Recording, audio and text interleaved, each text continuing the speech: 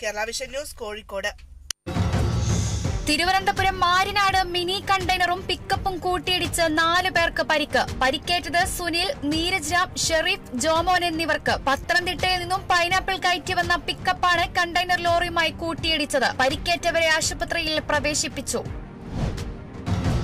പാലക്കാട് പട്ടാമ്പിയിൽ ആനക്കൊമ്പുമായി 2 പേർ പിടിയിലായത് മഞ്ഞുലുങ്ങൽ സ്വദേശികളായ ബൈജു, രത്നകുമാർ എന്നിവരെ. ആനക്കൊമ്പുകൾ വിൽപ്പനയ്ക്ക് വെക്കുന്നതിനിടെയാണ് പ്രതികളെ പിടികൂടിയത്. കോടതിയിൽ ഹാജരാക്കിയ പ്രതികളെ റിമാൻഡ് ചെയ്തു.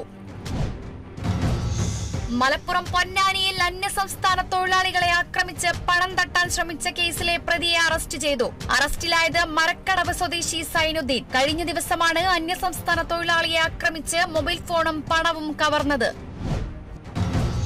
മലപ്പുറത്ത് ഒരു കുടുംബത്തിലെ 3 പേർ തീ പൊള്ളലേറ്റ് മരിച്ച മണികണ്ഠന്റെ മക്കൾക്ക് ധനസഹായം നൽകണമെന്ന് BJP സംസ്ഥാന എക്സിക്യൂട്ടീവ് മെമ്പർ KK സുരേന്ദ്രൻ. അനാഥരായ കുട്ടികൾക്ക് അടിയന്തരമായി ലൈഫ് പദ്ധതിയിൽ ഉൾപ്പെടുത്തി വീട് നൽകാൻ അധികൃതർ തയ്യാറാകണമെന്നും സുരേന്ദ്രൻ.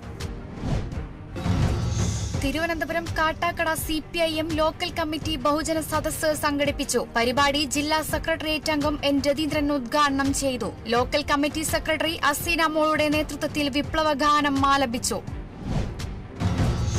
മലപ്പുറം മെടപ്പാളിൽ ബ്ലഡ് ഡോണേഴ്സ് കേരളയും പൊന്നാനി താലൂക്ക് കമ്മിറ്റി ഫോറം സെന്ററും സംയുക്തമായി രക്തദാന ക്യാമ്പ് സംഘടിപ്പിച്ചു. ക്യാമ്പ് സംഘടിപ്പിച്ചത് Thrissur Amala medical college blood സെന്ററിന്റെ സഹകരണത്തോടെ. ക്യാമ്പിൽ 200-ലധികം പേർ പങ്കെടുത്തു.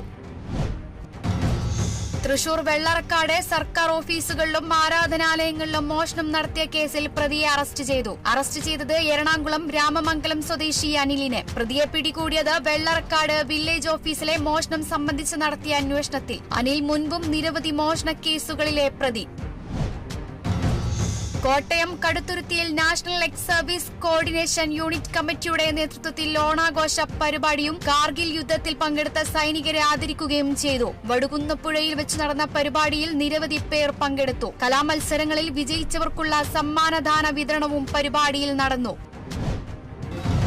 തിരുവനന്തപുരം വർക്കലയിൽ സഹോദരന്റെ മർദ്ദനമേറ്റ് ജ്യേഷ്ഠൻ മരിച്ചു. കാറാത്തല സ്വദേശി അജിത്താണ് അനീഷിന്റെ മർദ്ദനമേറ്റ് മരിച്ചത്. 2017 കൊലപാതക കേസിലെ പ്രതിയാണ് മരിച്ച അജിത്. കേസുമായി ബന്ധപ്പെട്ട സംസാരത്തിനിടെയാണ് ഇരുവരും തമ്മിൽ വാക്കേറ്റമുണ്ടായത്.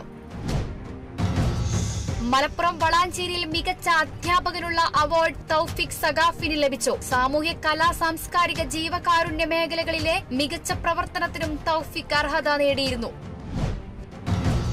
തൃശൂർ കൊടുങ്ങല്ലൂരിൽ P. ഭാസ്കരൻ ജന്മശതാബ്ദി ആഘോഷത്തിന്റെ ഭാഗമായി സംഗീത സംവിധായകൻ MS ബാബുരാജ് അനുസ്മരണ പരിപാടി സംഘടിപ്പിച്ചു. ടൗൺഹാളിൽ നടന്ന പരിപാടി ഗാനരചയിതാവ് ശ്രീകുമാരൻ തമ്പി ഉദ്ഘാടനം ചെയ്തു.